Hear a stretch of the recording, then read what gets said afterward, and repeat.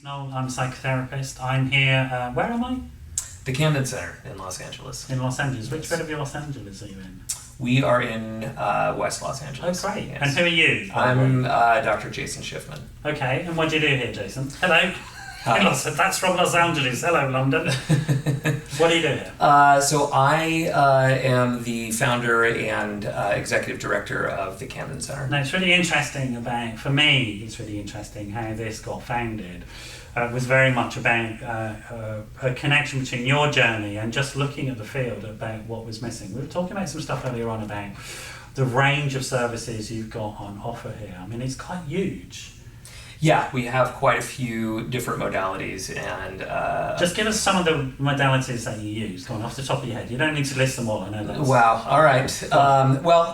Maybe I could tell you sort of the way that each patient's treatment plan is structured. Yeah, do that. Great. Okay. Yeah. So each patient that comes in undergoes a thorough psychiatric diagnostic evaluation. Yeah. Based on that, we put together a treatment plan for them that matches them with therapists, both in terms of the modalities we think are going to be useful, as well as the personalities of the therapists.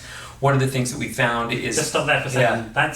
I can't tell you what joy that brings me to hear you say that about the personalities as well, because when I'm getting something together with people, it's finding the people that can carry the message as well as the message that they're carrying. So it's the skills, but it's the fit between the people. One of the things that we have found is that you can have the best therapist in the world for one patient, and if they are not a good fit personality-wise with another patient, they really, it's like a barrier that prevents really any benefit. Okay. So you were saying you have the intake, you do the assessment, you look at the people, you try them out with each other, and then what's the next step in terms? So everything here is done on a week-by-week basis. One of the reasons that we do that is because it gives us the opportunity to modify treatment sort of in real time as someone moves forward, rather than sort of locking someone into a treatment plan based on an albeit thorough but limited initial assessment.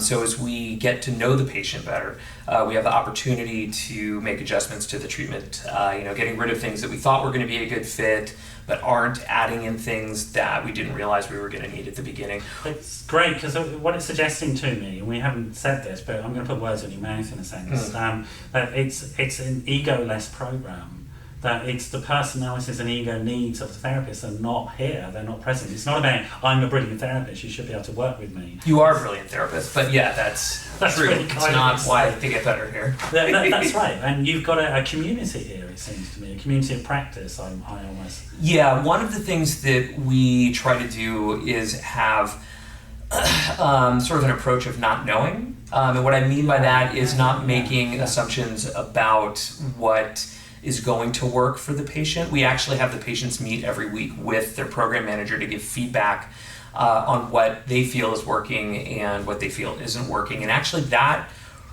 drives the program management and the treatment planning as much as more than anything. So I'm just going to tell you something here, that if you ever hear somebody tell you professionally, I know what's going to work for you, without your consultation and without having worked with you for a while, they're selling you snake oil. This guy is selling the opposite of that. It's something that works, which is, we're going to learn from you about what works for you, and then we're going to apply it. Mm-hmm. Does that sound reasonable as a statement? Yes, I definitely think that, the way I would say it is that we try to take an empirical approach to treatment, basically looking at, making our best guess about what's going to be effective, based obviously on training and assessment, but then really being open to looking at what actually is working, what actually isn't working. And making adjustments. And what do you treat people for then? Tell me what the range of stuff you can do. I conceptualize this as essentially a comprehensive mental health program. I think it is a historical accident to some degree that addiction has been carved out of the rest of mental health and made a separate thing. We don't need to go into the history of that, but suffice it to say that, in my mind, addiction, self-injurious behavior, eating disorders, suicide attempts, these are all solutions to become their own problem. And what they're solutions for, they're initially effective solutions for chronic dysphoric affect, usually due to chronic anxiety and depression. So, the orientation that we take here really is on finding, what is it that the person has in terms of what it feels like to be them, their sense of self, that is leading them to sort of having these inappropriate chronic feelings of anxiety and depression, and then trying to heal the origins of that. So in terms of what we treat, we really treat, I'm a psychiatrist, this is a professional medical corporation. What that means is that, it's tied to my medical license. We have the capacity to treat essentially a very, very broad spectrum of psychiatric diagnoses. With the exception of bipolar disorder, schizophrenia, which we treat here as well, but with those being sort of very clearly sort of neurologically mediated or neurochemically mediated conditions where the appropriate treatment is primarily pharmacologic.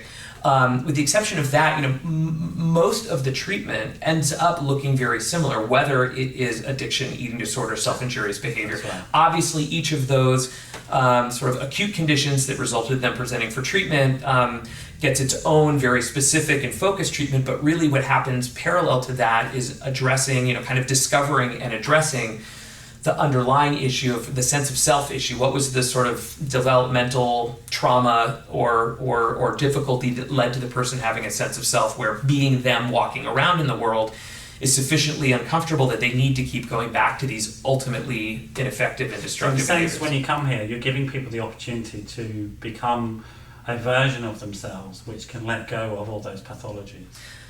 That's right. In fact, I think that's actually a very good way to put it. And really, my personal viewpoint is that we call these things pathologies because they result in a person being non-functional in our current society, and they result in a tremendous amount of distress. Really what they are, in my opinion, is the brain and the emotional system responding in exactly the way that evolution designed them to respond when they've been exposed to extreme distress or extreme stress during development. And so really what we're doing is going back and allowing the parts of the brain that mediate depressive and anxiety responses to learn that things are safe now, that the original danger has passed, and that, I think, in a nutshell, is sort of what is underneath most of our neurotic issues. And whether that original danger is from one's own personal history or inherited, I guess, because we can inherit some of this stuff. Yeah, I do think. I think the way that things are quote unquote inherited tends to be through the child's exposure to elements of the parent's defenses that themselves were the consequence of some type of trauma, rather than being somehow genetically mediated. Although for me, the genetic component is thinking about like the functioning of the amygdala, for example, and that carrying on down several generations alarm signals. And that's somehow passed on in both behaviourally, interpersonally, and also I think in some ways genetically as well. I think there's some evidence that's pointing to that. Not so much. I guess what you're saying, I think I know what you're saying, is that the questioning the whole biological sort of basis of mental illness, as it were. But that's not really what I'm talking about. What I'm talking about is what you're talking about, this sort of trauma schema that we can step into as families, and it can be passed on unconsciously, I think, down many generations, for example. Well, that I definitely agree with. So look, we're going to wrap this up, but I could actually talk to this guy for the next 20 years and never stop. What you're going to get here, which is absolutely fantastic, is that conversation. It may not come directly from this guy, but it's in this project. It's in the culture of this project. That if you need healing at that level, you're going to get it. This thoughtful, generous, kind, compassionate approach to helping you move away from those repetitive patterns of self-destruction and interpersonal destruction that you've been involved with. I can't tell you how excited I have been to be here. We've only met on the phone before. In fact, you and I never met on the phone before. I just met some of your team, I think, on the phone. Yeah, I think I overheard someone on the phone with you. And it's just been amazing. I was definitely wanted to come here and see this just because of the professional relationship that I've already had. And it almost didn't happen. You just phoned me up, when was it, yesterday or the day before, saying, oh, I think we've got a lunch date in the diary, haven't we? And I thought, it was not going to happen. But this has been absolutely the highlight for me of being here in LA. I'm really excited that I'm being here. I'm really passionate about what you're doing here. To be honest, I wish I was living in this city, because I'd be coming knocking your door looking for work, without a doubt. It's really exciting stuff to me to be here. Thanks so much, Jason, for having me. I'm going to put all of Jason's company's details on the blog underneath on the website. So if you want to sort of get in touch with them and find out more about what they're doing, then just get hold of them. Or give me a call if you're in London, and I'll connect you up with them really happily. Thanks very much for your time, Jason. So thank you. goodbye to London. Bye, London.